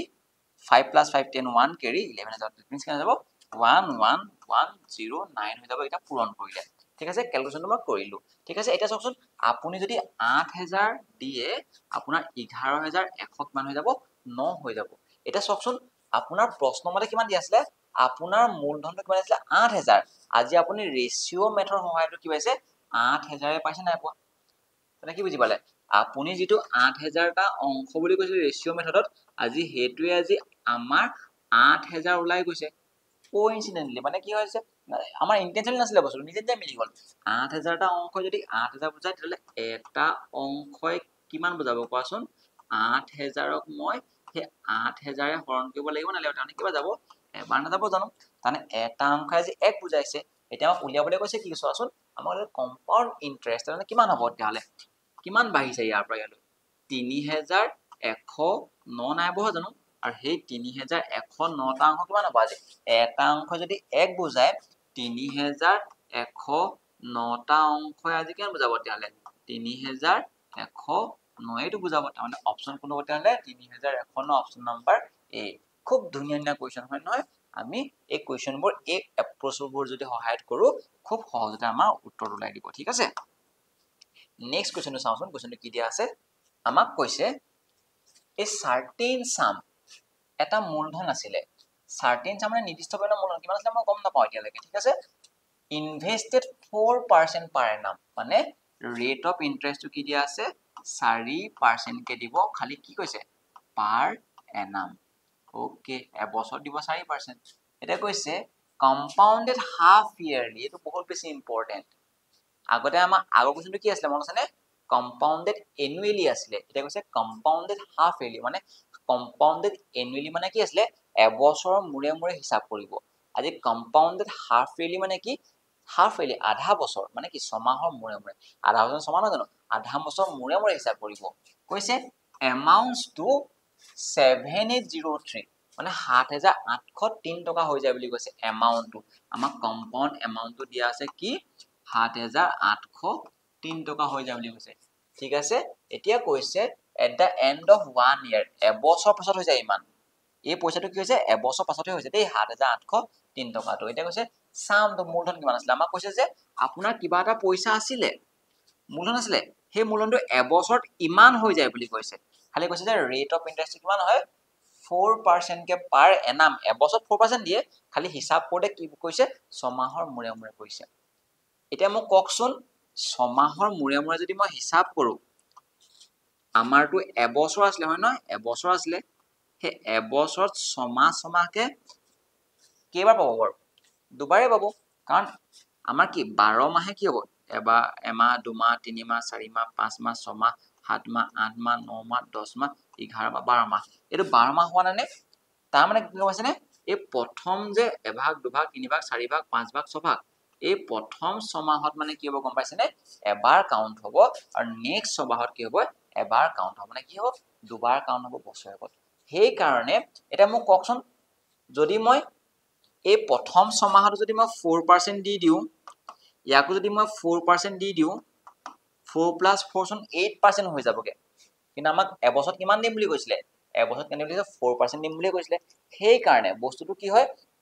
সেইটোকে আমাৰ ট্ৰিক্স হিচাপে এনেকে মনত ৰাখে যে ল'ৰা ছোৱালীসকলে কি কৰে? ৰেট অফ ইণ্টাৰেষ্টটো কি কৰি দিয়ে? আধা কৰি দিয়ে। যেতিয়া আমাৰ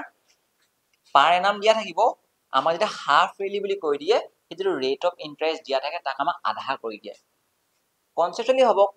মই যদি আপোনাক কওঁ এখন কিতাপ, এই কিতাপখন মই যদি এজন ছাত্ৰক ক'লো যে মই এই কিতাপখন আপোনাক পঢ়াম মই এবছৰত, ঠিক আছে, এবছৰত পঢ়াম বুলি ক'লো। মই যদি সেই কিতাপখন যদি মই ছমাহত পঢ়াই শেষ কৰি দিলোঁ, মই কি কিতাপখন তাক দুবাৰ পঢ়াম নেকি? নপঢ়াওঁ নহয়।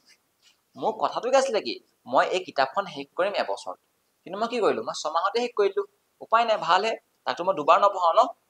বুজিছোঁ, গম পাইছে নে বাৰু? সেইটো বস্তুৱে তাৰমানে তাক বছৰকতে 4% দিম বুলি কৈছিলে। সেইকাৰণে আমাৰ যদি হাফ ইয়াৰলি কাউণ্ট কৰা হয়, যিটো ৰেট অফ ইণ্টাৰেষ্ট হয় ন, সেই ৰেট অফ ইণ্টাৰেষ্টটো আমি কি কৰি দিব লাগে? আধা কৰি দিব লাগে। তাৰমানে কি হৈ যাব? তেতিয়াহ'লে 2%কেহে আমাৰ প্ৰতিটো ছমাহৰ মূৰত কাউণ্ট হ'ব। এতিয়া এবছৰ দিয়া আছিলে, এবছৰ দুবাৰ হ'ব নহ'ব? আৰু 2% মানে কিমান গম পাইছেনে? 2% মানে কি? 2/100 নহ'ব জানো? তাৰমানে কি হ'ব? 1/50 নহ'ব জানো? তাৰমানে গম পালে কি? যদি আপুনি 50 দিয়ে, কিমান পাব? এভাগ পাব, মানে কি? 51 পাব। সেইটো কেইবছৰত কওকচোন? সেইটো ছমাহত, এবছৰত নহয়, ছমাহত। ছমাহতে কাউণ্ট কৰে। এইটো প্ৰথম ছমাহত। নেক্সট ছমাহত কি হ'ব? আকৌ একেই 2% মানে কি? 50 যদি দিয়ে কিমান হ'ব? 51 হৈ যাব, মানে 50 ভাগত এভাগ বাঢ়ি যায়। ছমাহ মিলি কিমান হৈ গ'ল? এবছৰ হৈ গ'ল নে? এতিয়া নৰ্মেলি কৰক, 50 × 50 কি হ'ব? 2500 হ'ব নহ'ব? 5 × 5 = 25, দুটা শূন্য। আৰু যদি মই 51 লগত যদি মই 51 কৰোঁ, কিমান হ'ব কওকচোন? 2601 হ'ব। 51 পূৰণ কৰিলে, ঠিক আছে। এতিয়া আমাক কৈছে কি কওকচোন? আমাক কৈছে এইটো কি দিয়া আছিলে? এমাউণ্ট দিয়া আছিলে। তাৰমানে আপুনি যিটো 2601 বুলি কৈছে, মই ইয়াত লিখিছোঁ দেই, আপুনি যিটো 2601 বুলি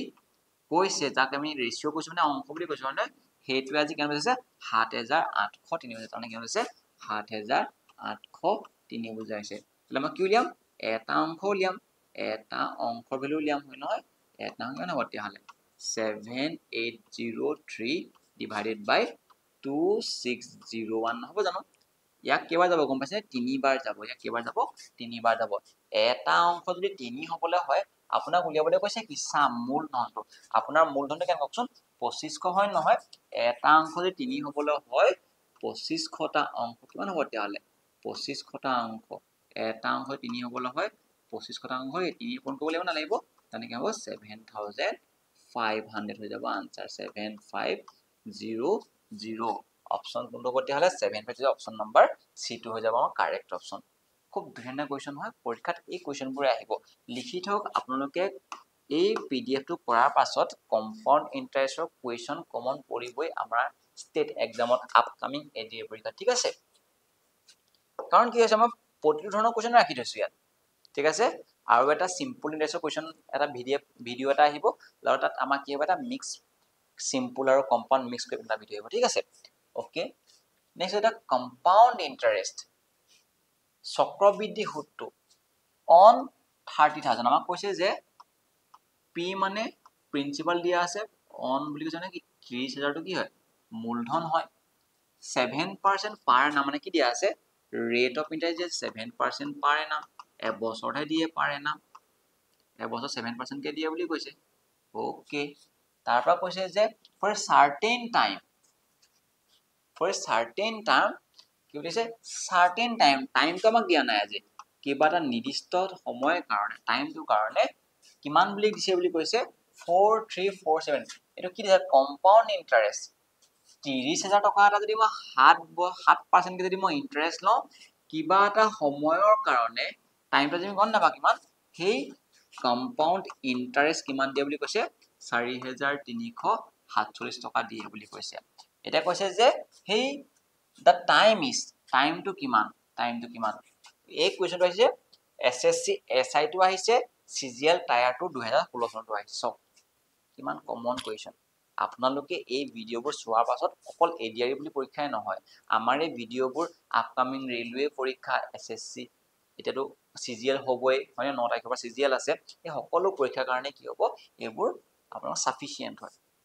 কমপ্লিট কনসেপ্ট দিয়াৰ লগত প্ৰেক্টিস কৰাইছো ঠিক আছে এতিয়া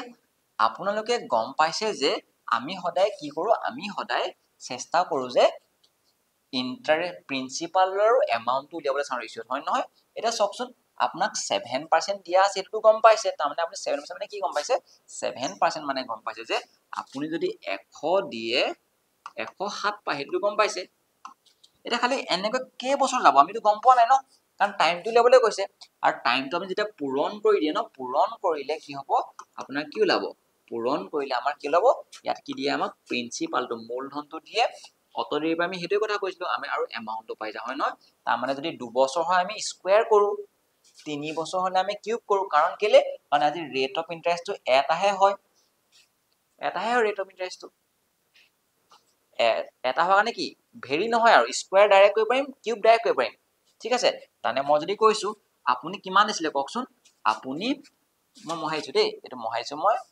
আপুনি কৈছে 30,000 দিছিলে হয় না 30,000 দিছিলে মূলধন আপুনি এমাউন্ট কিমান পাইছে কৈছে এমাউন্ট মানে কি বুলি কৈছিলো মই এমাউন্ট মানে আপুনি কি আছে জিটো দিছিলে তাৰ লগত ইন্টাৰেষ্ট আহিব দিছিলে 30,000 ইন্টাৰেষ্ট কিমান আহিছে 4,347 মানে কি বুজালে 34,347 এটো আপোনাৰ কি হ'ব এমাউন্ট হ'ব এটো যোগ হৈ যাব নে এইটো লগত এটো যোগ কৰিলে আমাৰ এমাউন্ট হৈ যাব এতিয়া মই কি কৰিম এই দুইটাকে আমি এনেকুৱা দুটা সংখ্যা বনাম যাতে পাৰফেক্ট স্কয়াৰ হয় নেকি পাৰফেক্ট কিউব হয় নেকি চাম ঠিক আছে মই দিয়া কটাকটি কৰো 3 ৰে যাব 3 ৰে এক যাব 3 * 3 4টা 0 মানে 10,000 বাৰ যাব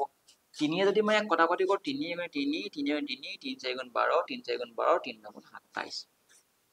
11499 যাব এটা মোৰ এটা এই যে কটাকটি কৰি পিনি যে মই পালো এইটো যে মই 10,000 পালো এই 10,000 টো পাওতে মোৰ অকমান সন্দেহ এটা হৈছে 10,000 টো এই যে 10,000 টো কাৰ স্কয়াৰ গম পাইছে নি বাৰু এই 10,000 টো গম পাইছে নে 100 পূৰণ 100 স্কয়াৰ তাৰ মানে কি 100 টোক যদি মই দুবাৰ পূৰণ কৰো মানে এই 100 টোক যদি মই দুবাৰ পূৰণ কৰো 10,000 হ'ব তেলে এটো কি হ'ব তেলে ই যে 100 টো যদি 107 হৈছে 7% নহয় ই যদি 100 কি নেক্সট কেন হ'ব 107 হ'ব লাগিব তানে গম পাইছে নে এই 107 ৰ লগত যদি 107 পূৰণ কৰে আপুনি কেন পাব এইটো পাই যাব 11,449 100 লগত 100 কৰিলে 10,000 পাই যাম 107 লগত 107 কৰিলে কিমান পাই যাম এটো ককচোন কেইবাৰ পূৰণ হৈছে এবাৰ দুবাৰ দ্যাট মিন্স কিমান হ'ব ইয়াৰ আনসাৰটো 2 বছৰ হৈ যাব একদম ইজি সলভে কৰিব নালাগে 30,000 মূলধন আছিলে ইমান হুত যোগ কৰিলে কেন এমাউন্ট হৈ যাব নে 30,000 লগত 4,347 যোগ কৰিলে কেন হ'ব 34,347 যাব কটাকটি কৰিলো 10,000 বাৰ কটাকটি কৰিলো 11,449 10,000 টো 100 টো স্কয়াৰ মানে 2 বছৰ সিম্পল কথা হৈ গল ক্লিয়াৰ হল নে সলভ কৰিব নালাগে না ইমান ওকে নেক্সট কুৱেশ্যনটো কি হৈছে চাওঁ আমাক কৈছে ₹21,000 ইজ লেণ্ড মানে ধাৰলৈ লৈছে 21,000 টকা এটা কম্পাউণ্ড ইণ্টাৰেষ্ট লৈছে বুলি কৈছে 10% PA মানে পাৰ এনাম এবছৰত ঠিক আছে for 3 years find the amount এইটো কুৱেশ্যন আপোনালোকে হোমৱৰ্ক কৰিব 10% কে 3 বছৰ কি কৰিব লাগে এমাউণ্ট লৈ কৈছে এইটো পাৰিব হোমৱৰ্ক সকলোকে এইটো মই হোমৱৰ্ক দিছো ঠিক আছে আৰু মোক কমেন্ট বক্সত আপোনালোকে ক'ব যে ইয়াৰ উত্তৰটো কি হয় ঠিক আছে ইজি হয় কাৰণে মই এইটো অলপ হোমৱৰ্ক দিছো ঠিক আছে এনা কোৱেশ্যন কৰালো মই নেক্সট কি আছে চাচোন a certain sum becomes 2 times in 5 years at compound interest then in how many years will it becomes 8 times আমাক কৈছে যে এটা সাম আছিলে এটা মূলধন আছিলে হে মূলধনটো কি হৈ গৈছে বুলি কৈছে দুগুণ হৈ গৈছে 2 টাইমছ হৈ গৈছে 2 টাইমছ হৈ গৈছে 5 বছৰ সময় লাগিছে 5 বছৰ সময় লাগিছে দুগুণ হ'ব কাৰণে ঠিক আছে তাৰপা কৈছে at compound interest হৈছে বুলি কৈ দিছে লগত আছে in how many years will it 8 times নিজে হওঁচোন আপুনি যদি x টকা দিছে দুগুণ হৈ গৈছে মানে 2x হৈ গৈছে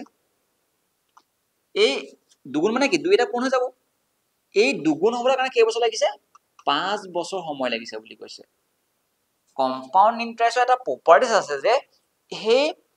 5 বছৰ মূৰে পইচাবোৰ দুগুণ হৈ গৈ থাকিব কম্পাউণ্ড তেনেকৈ হৈ থাকিব বস্তু ঠিক আছে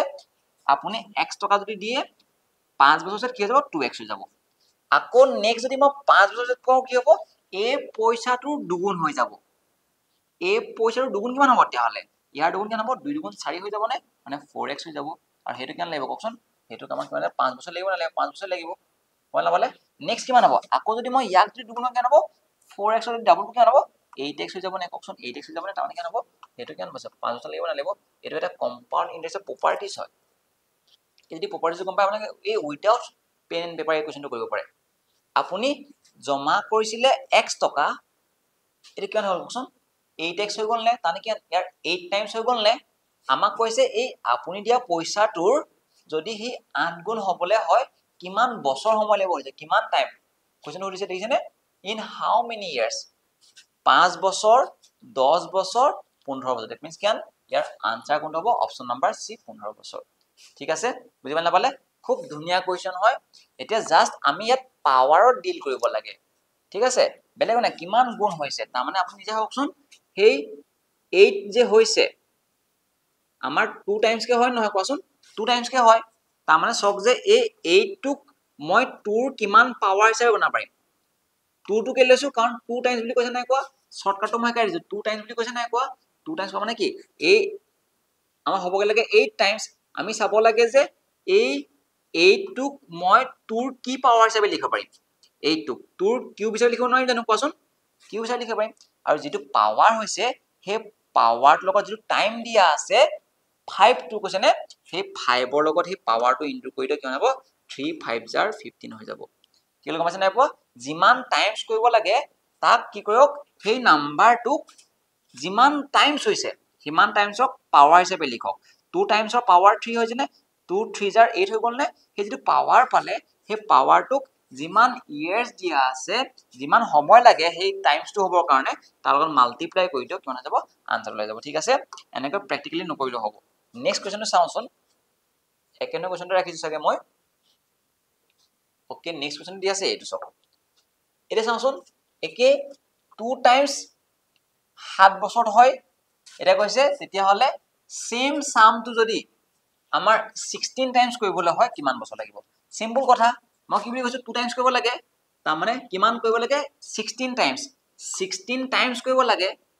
আৰু 7 বছৰ কিমান হয় 2 টাইমছ হয় মানে কি 2 ৰ পাৱাৰ হিচাপে লিখিব লাগে আপুনি গম পাব লাগে যে 2 ৰ পাৱাৰ কিমান হয় 2 যদি মই 4টা পূৰণ কৰো কিমান হয় 16 নহয় জানো হয় না 16 হয় 2 দুগুণ 4 4 দুগুণ 8 8 দুগুণ কিমান হয় 16 হয় তাৰ মানে এই যে পাৱাৰ 4 পালে হে পাৱাৰ 4 টু কাৰ লগত ইনটু কৰি দিও হে কিমান বছৰ লাগে হে 2 টাইমছ হ'ব কাৰণে 7 বছৰ লাগে না লাগে 7 লগত ইনটু কৰি কেনে যাব 28 বছৰ হৈ যাব অপচন নম্বৰ কোন হ'ব তেতিয়ালে অপচন নম্বৰ বি টো হৈ যাব ইয়াৰ কাৰেক্ট অপচন বুজিছেনে এইবোৰ শৰ্টকাট হয় আপুনি যদি এনে নৰমালি যদি ফৰ্মুলাটো যদি নকৰি যদি আমি নৰমালি যদি এনেকৈ নকৰি যদি ফৰ্মুলা কৰিবলৈ যায় সো কিমান দীঘল এটা ফৰ্মুলা তাতে গৈ পিনি এই যেটো পাৱাৰত আছেগে এই টাইমটো উলিয়াবগে লাগে কি কৈছে পাৱাৰ আছে মানে চাৰ্টছ আৰু ইন্ডিসেছৰ প্ৰপাৰ্টিজ লাগিব এইবোৰ লৈ পিনি এলসিএম ল'ব লাগিব ঠিক আছে তাৰমানে বহুত কাম আহিব ঠিক আছে সেইকাৰণে আমি কি কৰিম এই শৰ্টকাট মেথডটো আমি জানিব লাগে নেক্সট কোৱেশ্চনটো কি আছে চাও আমাক কৈছে এই certain sum amounts to 7350 in 2 years আমাৰ কিবা এটা সাম আছিলে সেই সামটো সেই মূলধনটো আমাৰ কি হৈ গল কৈছে amounts কিমান হৈ গল বুলি কৈছে 7350 হৈ গল আৰু এই পইচাটো 7350 টকা হবৰ কাৰণে আমাৰ 2 বছৰ সময় লাগিলে বুলি কৈছে 2 বছৰ সময় লাগিলে বুলি কৈছে এতিয়া কৈছে and to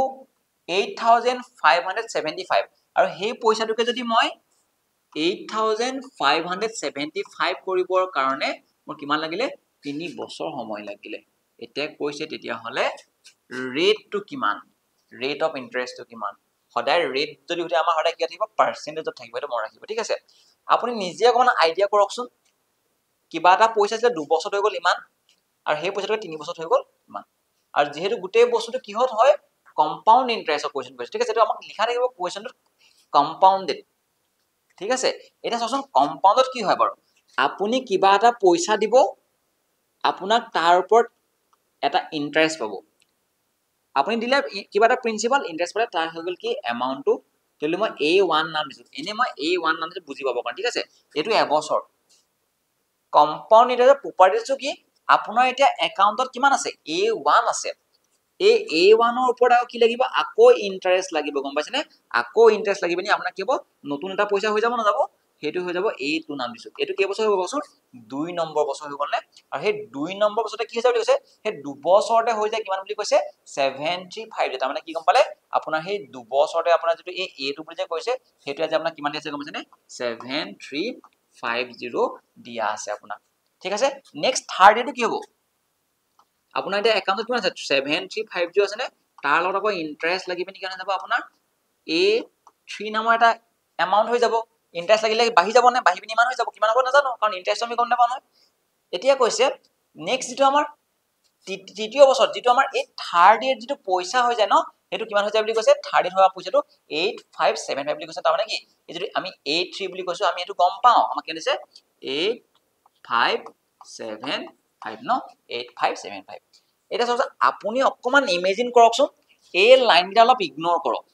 ঠিক আছে এই যে 8575 যে হল কেনেকে হল ইন্টাৰেষ্ট লাগিলে কাৰ ওপৰত ইন্টাৰেষ্ট লাগিলে কওকচোন এই ইয়াৰ ওপৰতে এবাৰ ইন্টাৰেষ্ট লাগি মানে এবছৰ ইন্টাৰেষ্ট লাগি পিনি এটো হোৱা নাই জানো তাৰ মানে মই গম পালো যে এটো 2 বছৰত হয় এ 3 বছৰত হয় খালি সদায় মই ৰাখিব এই 3 নম্বৰ পইচাটো যেটো হৈছে 3 বছৰত যেটো আমাৰ এমাউন্ট হৈছে হে এমাউন্টটো সদায়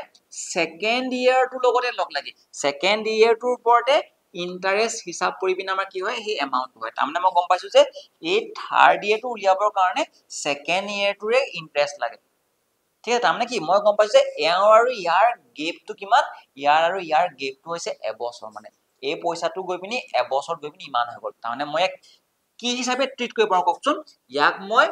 প্ৰিন্সিপাল হিচাপে ট্ৰিট কৰিব নোৱাৰো জানো কাৰণ আপুনি যদি ইমান টকা দিয়ে এবছৰত ইন্টাৰেষ্ট লাগি ইমান টকা হৈ যায় মানে আপুনি যদি প্ৰিন্সিপাল যদি ইমান দিয়ে আপোনাৰ এমাউন্টটো কিমান হৈ যায় এমাউন্টটো ইমান হৈ যায় ঠিক আছে কেই বছৰত এটো এবছৰতেটো হৈ যায় এবছৰত আপুনি দিয়া পইচাটো ইমান হৈ যায় হেতুকে যদি আমি এটা ৰেশিও উলিয়াও আমি ৰেশিও হয় আমি কি উলিয়াব পাৰিম ৰেট অফ ইন্টাৰেষ্ট উলিয়াব পাৰিম মই ডাইৰেক্ট ক'ব পাৰিলো যে এটো এবছৰ পৰীক্ষাত ইমানবোৰ কৈ থাকিব দৰকাৰ নাই এইবোৰ দেখাব নালাগে এক্সপ্লেইন দেখিলে 3 বছৰ 4 বছৰ মানে এবছৰতে হৈছে তেতিয়া হলে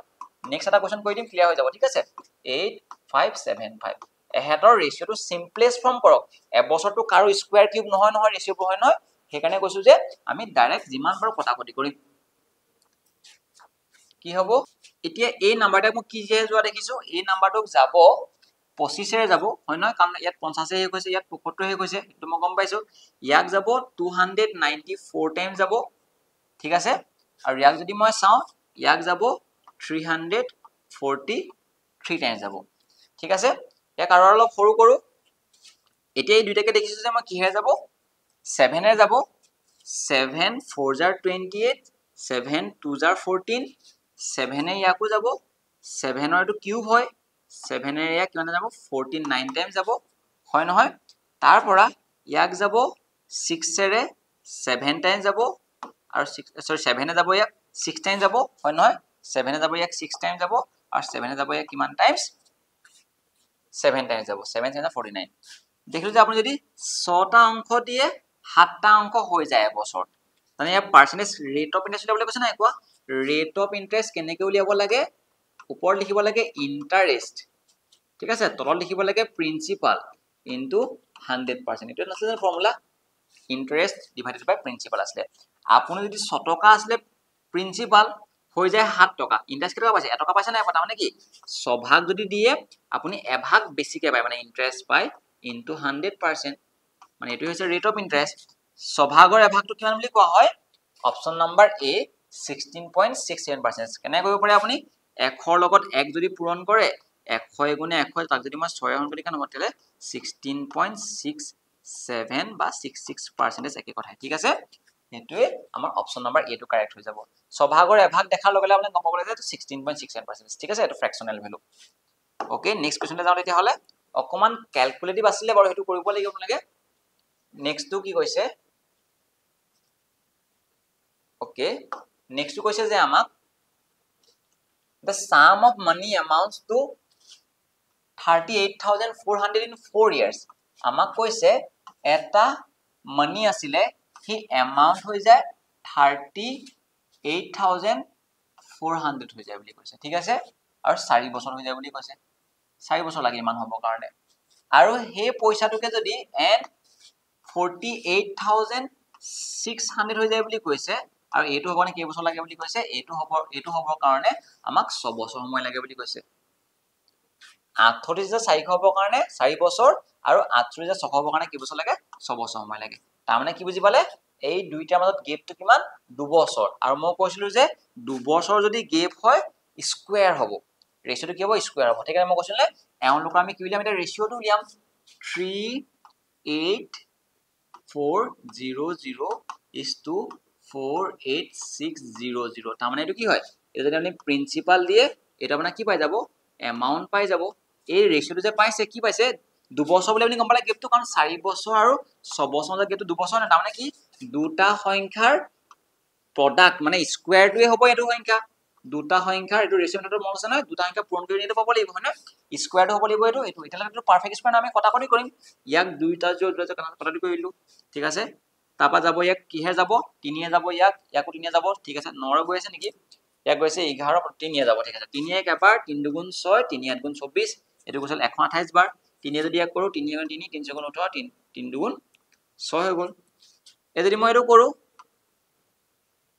এটো গুছি গল 2 ৰে 64 বাৰ 2 ৰে গুছি গলে কেবাৰ 81 বাৰ মানে কি হৈ গল 64 আৰু 81 লাগলে লিখিলে 64 টো কি পাৰফেক্ট স্কয়াৰ তাৰ মানে কা পাৰফেক্ট স্কয়াৰ 8 8 গুণ 64 হৈ গল নে 81 টো কাৰ হয় 9 9 গুণ 81 এইটো দেখিছে নে দুটা নাম্বার এটা নাম্বার স্কয়ার বলে কি 64 আছে স্কয়ার বলে কি এটা স্কয়ার আছে নে 9 9 81 লৈছে তাৰ মানে কি হৈছে এটা ৰেশিওটো আমাৰ হৈ গৈছে কি 8 ভাগ কৰিলে কিমান ভাগ হৈ যায় 9 ভাগ হৈ যায় এখন ধৰক কোৱেশ্চন ধেৰ কৰিলো হয় নহয় আমাৰ সদায় মই ৰাখিব 2 বছৰ গেপটো সদায় কি হয় এটা সংখ্যাৰ স্কয়াৰ হয় এটা সংখ্যাৰ স্কয়াৰ হয় 8 ভাগত 9 ভাগ হৈছে তাৰ মানে কি 8 ভাগত ৰেট অফ ইন্টারেস্ট বলে নাই কয় যে আমাক কৈছে কি আমাক লৈ কৈছে যে find the rate of interest 8 ভাগত কেভাগ বাঢ়িছে এভাগ বাঢ়িছে ইনটু 100% নহব জানো তাৰ মানে শৰ্টকাটটো কি বলে 8 ভাগত এভাগটো মই ৰাখিব লাগে 12.5% কেনে কৰিব 100ক যদি মই 1 ৰে পূৰণ কৰো 100 হৈ যাব তলত যদি 8 আছে 8 পার্সেন্টেজ চিহ্নটো আছে 100 গুণ 100 তাক যদি 8 এ কেন লব 12.5% ওলাই যাব কিতাপ লাগে যদি কম্পিটিটিভ এক্সামৰ কাৰণে প্ৰিপেয়াৰ কৰিছে এই 8 ভাগৰ এভাগটো 12.5 বুলি মই ৰাখিলো ঠিক আছে আগৰ কোৱেশ্চনটো কি আছিল 1/6 মানে কিমান আছিল তেতিয়া হলে 16.67% আছিল হয় নহয় ঠিক আছে এইটা বস্তু মই ৰাখিব নেক্সট আৰু কিবা কোৱেশ্চন আছে চাওচোন বাবা আৰু আছে কোৱেশ্চন চাও কি দিয়া আছে একে কোৱেশ্চনে দিয়া আছে এটো sum of money on compound interest amount to 14400 in 2 years 16516 3 years the rate of interest একে হ'ব 2 বছৰ আৰু 3 বছৰ গেপ কে বছৰ এবছৰ তাৰ মানে কি হ'ব এহেতৰ ৰেচিঅ'টোৱে হ'ব আমাৰ কি ইন্টাৰেষ্টটো কেনেকৈ ভেৰি হৈছে গম পাই যাম 14400 ডাইৰেক্ট কৰিছো ঠিক আছে আমাৰ 16560 00 কেনসেল গুচি গ'ল নে এটা যাব কিহেৰে 4 ৰেটো গৈয়ে আছে 4 3 গুণ 12 4 4 6 গুণ 24 এটা 0 হৈ যাব 4 ৰেটো গৈছে 4 4 গুণ 16 4 গুণে 4 4 4 গুণ 16 আকৌ যাব ইয়াক 4 ৰে 90 বাৰ 4 যাব নে 4 না যাব ন ওকে ইয়াক যাব কিহেৰে 2 যাব ইয়াক 180 বাৰ 2 যাব কিমান 207 বাৰ আকৌ কিহে যাব 9 ৰে গৈ আছে দুটাকে 9 ৰে ইয়াক 20 বাৰ গুচি গ'ল 9 2 গুণ 9 3 গুণ 27 তাৰমানে কি হৈ গ'ল এটো 20:23 হৈ গ'ল নে তানে গম পালে কি আপুনি যদি 20 ভাগ দিয়ে 23 ভাগ হৈ যায় এটো এবছৰ গেপ আকৌ বেলেগে স্কয়াৰ কিউব বনাব নালাগে ঠিক আছে কাৰণ 2 বছৰৰ পৰা 3 বছৰলে এবছৰহে গেপ তাৰমানে কি 20 ভাগ দিলে 23 ভাগ হৈ যায় এবছৰ তাৰমানে কি গম পালে ইন্টাৰেষ্ট কিমান হ'ব তেতিয়া হলে 20 ভাগত 3 ভাগ ইন্টাৰেষ্ট ইনটু 100% 20 গুচি গ'ল ইয়াক কিমান 5 বাৰ 5 3 গুণ হ'ব তেতিয়া হলে 15% হৈ যাব rate of interest option number D হৈ যাব কাৰেক্ট আনসাৰ ঠিক আছে সকলোৱে ক্লিয়াৰ হৈছে চাগে আমি তিনটা কোৱেশ্চন কৰিলে নম্বৰ কোৱেশ্চন হয় না নেক্সট কি আছে চাওচোন আমাৰ ইতিমধ্যে কি হৈছে কম্পাউণ্ড ইন্টাৰেষ্টৰ প্ৰেক্টিস টেষ্টটো হে হৈছে এতিয়া আমি এই কুৱেশ্যনবোৰ সকলোৱে কনসেপচুৱেলি বুজি পালো কিয় হল গম পালো মই জানো এই যে এই কুৱেশ্যনবোৰ অকমান এপ্ৰোচবোৰ হলনি হৈছে ফৰ্মুলাৰ পৰা আমি অকমান আতৰি হোৱা নিচিনা হৈছে কিন্তু আপোনালোকে যদি এই এপ্ৰোচবোৰ নিহিকে আপোনালোকে যদি ফৰ্মুলা হাত পৰীক্ষা কৰিম বুলি ভাবিছে কম্পিটিটিভ এক্সামত কিন্তু আপোনালোকৰ টাইম নহব সেই কাৰণে আমি কি কৰিছো এই এপ্ৰোচৰ লগ ধুনিয়াকে এক্সপ্লেইন কৰিছো কোৰ পৰা কেনে কৈছে মই দেখাই দিছো সেই কাৰণে এই এপ্ৰোচৰকে এপ্লাই কৰক আৰু সিম্পল ইন্টাৰেষ্ট আৰু কম্পাউণ্ড ইন্টাৰেষ্টৰ এটা মিক্স কুৱেশ্যনৰ সেট এটা আহিব আপোনালোকক নেক্সট ভিডিওতে আহিব ঠিক আছে সিম্পল ইন্টাৰেষ্ট পঢ়াৰ পাছত আজি ভিডিওত আমি ইমানতে সামৰণি মাৰিছো কিবা যদি ডাউট থাকিলে আমাক কমেন্ট বক্সত আপুনি কমেন্ট কৰি জনাব পাৰে ঠিক আছে আৰু কিবা যদি আপোনাক হেল্প লাগে আমাক জনাব সকলোৱে ভালদৰে পঢ়া শুনা কৰি থাকক thank you bye bye take care